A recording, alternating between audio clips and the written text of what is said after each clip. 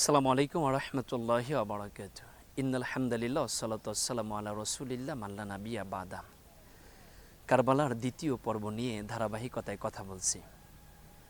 হুসাইন রাদিয়াল্লাহু তাআলা আনহু ৭৩ জনের কাফেলা নিয়ে যখন তিনি কারবালার দিকে মুভ করবেন, বরং তার যাওয়ার কথা তো কারবালাতে ছিল না, তার যাবার কথা ছিল কুফাতে। কুফার থেকে ৬ কিলোমিটার আগে ইয়াজিদ বাহিনীর সৈন্যরা তাকে মুভ করিয়ে দিলেন কারবালার দিকে। অর্থাৎ যেখান থেকে কারবালার দূরত্ব ছিল মাত্র ৭৬ কিলোমিটার, কিন্তু সেখান থেকে কুফার দূরত্ব ছিল মাত্র ৬ কিলোমিটার। ৬ কিলোমিটার গেলে সেখানে তিনি কুফাতে যেতে পারতেন। কুফাবাসীদের সাথে তিনি আন্তরিকতা, ভালোবাসা এবং ভালোবাসার বন্ধনে আবদ্ধ হয়ে তিনি তাদের কাছে বায়াত নিতে পারতেন। কারণ কুফাবাসীতে ইমাম হুসাইন রাদিয়াল্লাহু তাআলা আনহুর পাঠানো দূত মুসলিম বিন আকিলের হাতে হাত দিয়ে ৩ দিনে প্রায় ৪০,০০০ মানুষ বায়াত গ্রহণ করেছিল। কিন্তু ইতিহাস আপনারা জানেন, ইয়াজিদ বাহিনীর যেই সৈন্যদের মধ্যে অন্যতম এক পাপিষ্ট সৈন্য হচ্ছে ওবাইদুল্লাহ বিন জিয়াদ। তিনি ছিলেন বসরার গভর্নর। বসরাকে এবং কুফাকে একত্র করে যখন এই দুই অঞ্চলের গভর্নর ওবাইদুল্লাহ বিন জিয়াদকে বানানো হলো, ওবাইদুল্লাহ বিন জিয়াদ যখন দেখল যে ইমাম হুসাইন রাদিয়াল্লাহু তাআলা আনহুর প্রতিনিধি মুসলিম বিন আকিলের হাতে হাত দিয়ে কুফাবাসী যখন দলে দলে বায়াত গ্রহণ করতেছে, ইয়াজিদের ক্ষমতায় টিকে থাকাটা খুব বেশি দুষ্কর হয়ে যাবে, ওই মুহূর্তে তিনি মুসলিম বিন আকিলকে বন্দি করলেন এবং কুফার গভর্নর হাউজের ছাদ থেকে ফেলে দিয়ে তাকে হত্যা করলেন। এদিকে আওলাদের রসুল ইমাম হুসাইন রাদিয়াল্লাহু তাআলা আনহু তো পরিবারসহ ৭৩ জনের একটি কাফেলা করে তিনি মক্কাতুল মুকাররমা থেকে একেবারেই কুফার নিকটবর্তী জায়গাতে, সেখান থেকে তাকে পাঠিয়ে দেওয়া হলো কারবালাতে। ওই জায়গাতে ইমাম হুসাইন রাদিয়াল্লাহু তাআলা আনহু ইয়াজিদ সৈন্যদেরকে ৩টি প্রস্তাব দিয়েছিল। তোমরা আমাকে কুফাতে ফিরে যেতে দাও, নতুবা তোমরা আমাকে ইয়াজিদের কাছে যেতে দাও, আর নতুবা তোমরা আমাকে মদিনাতে ফিরে যেতে দাও। কিন্তু একটা কথাও শোনা হলো না, তাকে বাধ্য করা হলো কারবালায় যেতে। আওলাদ রসুল ইমাম হুসাইন রাদিয়াল্লাহু তাআলা আনহু ৭৩ জনের কাফেলা নিয়ে তিনি চলে গেলেন মুহররমের ২ তারিখে কারবালার প্রান্তে। সেখানে তিনি তাঁবু খাটালেন। আওলাদ রসুল ইমাম হুসাইন পরিবার পরিজনদেরকে নিয়ে সেখানে তিনি থাকতে লাগলেন। ইয়াজিদের সৈন্য বাহিনীর যারা ছিলেন তারা বারংবার হুসাইন রাদিয়াল্লাহু তাআলা আনহুকে বলতেছিল যে আপনি ইয়াজিদের নামের উপরে বায়াত গ্রহণ করুন। কিন্তু আওলাদের রসুল ইমাম হুসাইন তো এরকম পাপিষ্ট মানুষের কাছে বায়াত নিতে পারেন না। এজন্য তিনি চিন্তা করতেছিলেন যে এই মুহূর্তে কি করা যায়। তখন তিনি আল্লাহর সাহায্য চাচ্ছিলেন যে আল্লাহ যেটা করবেন দিনের জন্য সেইটাই বরণ করে নিব। কিন্তু এদিকে দেখতে দেখতে ৭ই মুহররম চলে আসলো। ইয়াজিদ বাহিনী তাদের শিবিরের পানি বন্ধ করে দিল। ১০ মুহররম সকালবেলা আওলাদ রসুল ইমাম হুসাইন রাদিয়াল্লাহু তাআলা আনহু ছোট্ট আলী আসগরকে নিয়ে চলে গেলেন ফরাতের কিনারায়। কিন্তু সেখানে ইয়াজিদ বাহিনী ছোট্ট আলী আসগরকে পর্যন্ত পানি দিলেন না, পানির পরিবর্তে তারা তীর দিলেন। হারমালা একটি তীর নিক্ষেপ করে ছোট্ট আলী আসগরের বক্ষ বিদীর্ণ করলেন। ফিনকি দিয়ে ব্লিডিং হচ্ছে, মনে হচ্ছে কেন জানি রক্তের যে নূরের তাজাল্লি এটা আল্লাহর আরশে আজিমের দিকে উঠে যাচ্ছে, কারণ এটা তো আওলাদের রসুলের রক্ত। আল্লাহু আকবার! কি নির্মম এবং নিষ্ঠুরতায় ওই দিন ইয়াজিদ বাহিনী আওলাদের রসুল আলী আসগরকে পানি না দিয়ে পানির পরিবর্তে তীর দিয়েছিল। মনে থাকবে আপনাদের, ইমাম হুসাইন যখন মক্কা থেকে কারবালার দিকে আসতেছিলেন, কুফার দিকে আসতেছিলেন, তখন কবি ফারাজ দাগ বলেছিল ওরা আপনার জন্য দেবে চোখের পানি আর ইয়াজিদের জন্য দেবে ওরা রক্ত।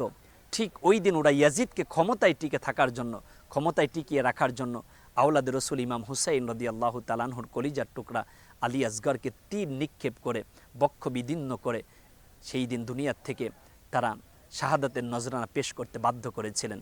ইমাম হুসাইন রাদিয়াল্লাহু তাআলা আনহু ছোট্ট আলী আসগরকে কোলের মধ্য নিয়ে ইমাম শিবিরে এসে তার স্ত্রী শাহার ভানুকে ডাক দিয়ে বলল, এই নাও তোমার কলিজার টুকরা আলী আসগর আর কোনোদিন পানি পান করতে চাইবে না। জনমের মতো ইয়াজিদ বাহিনী তাকে পানি পান করালো। শাহার ভানু চোখের পানি সেরে সেরে কান্দে এবং ছোট্ট আওলাদ আলী আসগরকে হাতের মধ্যে ধরে আল্লাহর আরশে আজিমের দিকে উঠিয়ে বলে, আল্লাহ তুমি দেখো ছোট্ট আলী আসগরকে পর্যন্ত ওরা ছাড় দেয় নাই, ওরা তো ক্ষমতালোভী, ক্ষমতার জন্য আওলাদ রসুলের দিকে তীর নিক্ষেপ করতেও বাধ্য করে নাই, তীর নিক্ষেপ করতেও ওরা কোনোভাবে নিজেদেরকে সংকুচিত করে নাই। সেখান থেকে নিয়ে ঘটনার প্রবাহ এমন হচ্ছিল যে ক্রমেই আওলাদ রসুল ইমাম হুসাইন রাদিয়াল্লাহু তাআলা আনহু সহ তার সঙ্গী সাথীদের উপরে নানাভাবে চাপ প্রয়োগ করা হচ্ছে। কিন্তু ইমাম হুসাইন রাদিয়াল্লাহু তাআলা আনহু শরীরের ভিতরে তো আল্লাহ রসুলের রক্ত বেগবান, তিনি তো এরকম পাপিষ্ট মানুষের কাছে কোনোদিন বায়াত গ্রহণ করবেন না। 9 মুহররম রাতের বেলায় আল্লাহ রসুল সাল্লাল্লাহু আলাইহি ওয়াসাল্লামের কলিজার টুকরা ইমাম হুসাইন রাদিয়াল্লাহু তাআলা আনহু সঙ্গী সাথীদেরকে ডাকলেন। ডাকার পরে বললেন যে তোমরা চলে যাও, কারণ ইয়াজিদ আমাকে বাঁচতে দেবে না, তার সৈন্যরা হয়তো আমাকে এখানে হত্যা করবে। তোমরা তো কোনো অন্যায় করো নাই, তোমাদের সাথে তো ইয়াজিদের কোনো দুশ্মনীয় নাই, বরং ইয়াজিদ আমাকে ক্ষমতার প্রধান অন্তরায় মনে করে, আমি বেঁচে থাকলে তার ক্ষমতায় টিকে থাকাটা কষ্ট হবে। এই জন্য ইয়াজিদ যেহেতু আমাকে হত্যা করতে চায়, তোমরা ফিরে চলে যাও মক্কাতে, তোমরা চলে যাও মদিনাতে।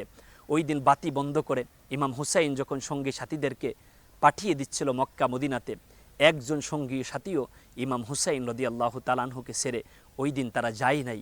কারণ আওলাদ রসুলকে সেরে আজকে যদি তারা চলে যায়, কিয়ামতের ময়দানে রসুলের সামনে তারা কিভাবে দাঁড়াবে। 10 মুহররম আলী আসগরকে এভাবে হত্যা করা হলো। একটু পরে আব্বাস আলামদারের হাতে ইমামে হুসাইন রাদিয়াল্লাহু তাআলা আনহু কালিমার পতাকা দিয়ে বললেন যে যাও, তুমি দ্বীনের জন্য কতটুকু কি করতে পারো। কোনোভাবেই কিন্তু কালিমার পতাকা যেন নিভে না যায়, কালেমার পতাকা উড্ডীন করার জন্য জীবন দেবা তবু বাতিলের কাছে মাথা নত করবে না। ইমাম হুসাইন রাদিয়াল্লাহু তাআলা আনহু চলে গেলেন। সেখান থেকে নিয়ে আমর বিন সাদ সর্বপ্রথম টার্গেট করে আব্বাস আলামদারের দিকে তীর নিক্ষেপ করলেন। তার ডাইন হাত কেটে ফেলা হলো, বাম হাতে তিনি কালেমার পতাকা ধরলেন, বাম হাত কেটে ফেলা হলো। তিনি মুখের মধ্যে কালেমার পতাকা নিয়ে উড্ডীন করলেন, জীবন দিলেন কিন্তু বাতিলের কাছে ঈমান দিলেন না। জীবন দিয়ে দেয় কিন্তু বাতিলের কাছে কোনোদিন মাথা নত করে না। এই হচ্ছে ঈমানদারদের জীবনের সবচেয়ে বড় এক আত্মত্যাগ। এই ত্যাগের মাধ্যমেই কারবালার জমিনে আওলাদ রসুল ইমাম হুসাইন রাদিয়াল্লাহু তাআলা আনহু জীবন দিয়েছে। ইতিহাস আপনারা জানেন, জয়নাব রাদিয়াল্লাহু তাআলা আনহু, যিনি হযরত হুসাইন রাদিয়াল্লাহু তাআলা আনহুর ছোট বোন, তার কাছে গিয়ে আওলাদ রসুল ইমাম হুসাইন রাদিয়াল্লাহু তাআলা আনহু ডেকে বললেন, বোন তুমি আমার সকিনারে দেখে রাখবা, আমার জয়নুলের আবদারগুলো তুমি পূর্ণ করবা, আমার মৃত্যুর উপরে তোমরা কোনোভাবেই মাতম করবা না। এই যে শিয়ারা এখন যে মাতম করে, বেলেট দিয়ে চেইন দিয়ে শরীরের উপর আঘাত করে শরীর থেকে যে রক্ত ঝরায়, এটার সাথে ইসলামের কোনো সম্পর্ক নাই। আপনি সোয়াদাই কারবালা পালন করবেন, সোয়াদাই কারবালার ইতিহাস বর্ণনার মাধ্যমে, মিলাদের মাধ্যমে, দুরুদের মাধ্যমে, দুয়ার মাধ্যমে, কিন্তু আপনারা এই যে তাজিয়া মিছিল করা, এই যে আপনারা শরীরের মধ্যে মাতমের নামে যে রক্ত ঝরানো, এগুলোর সাথে ইসলামের যেমন কোনো সম্পর্ক নাই। আর এই কাজ যারা করে এরা মূলত ইসলামের সাথে কোনোভাবেই মিলিয়ে তারা নিজেদেরকে ইবাদতের দিকে ধাবিত করে না।